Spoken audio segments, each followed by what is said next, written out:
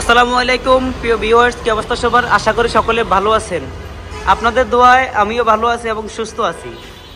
আমি আপনাদের মাঝে আরও একটি আকর্ষণীয় একটি অফিসের এবং টিন সেট ঘরের সিলিংয়ের ভিডিও নিয়ে চলে আসলাম। এটা হলো উপরের ছাদ, উপরে কিন্তু টিন নাই, উপরের ছাদ। আপনারা অনেকে বলেন ভাই ছাদের ঘরে কি এগুলো লাগানো যায় কিনা?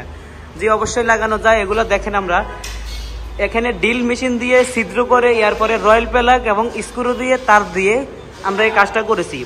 আমরা এই কাজগুলো খুবই কম খরচে করে থাকি। বর্তমানে যে কাজটা করতেছি এটা হলো একটা অফিসের কাজ। এটা ঢাকার ভিতরে চলমান অবস্থা। আমরা কাজ দেখেন বর্তমানে চলমান অবস্থা আছে। আপনারা যারা কাজগুলো করাতে ইচ্ছুক অথবা করাতে চাচ্ছেন অথবা করবেন ভাবছেন, সরাসরি আমাদের স্ক্রিনে দেওয়া নাম্বারে যোগাযোগ করে আপনার বাসা বাড়ি কিংবা অফিসের যে কোনো জায়গায় মার্কেটে কাজগুলো করে নিতে পারেন খুবই কম খরচে। আমরা এই কাজগুলো খুবই নিখুঁত ফিনিশিং দিয়ে কাজগুলো করে থাকি। দেখেন,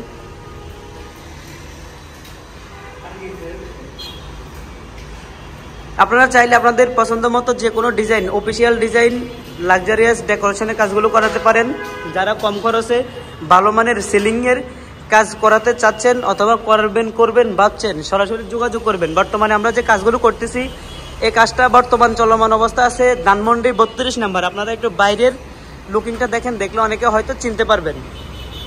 দেখেন, ধানমন্ডি 32 নাম্বার সোবানবাগ সরকারি টাইপ অফিসার্স হেডকোয়ার্টারের সামনেই।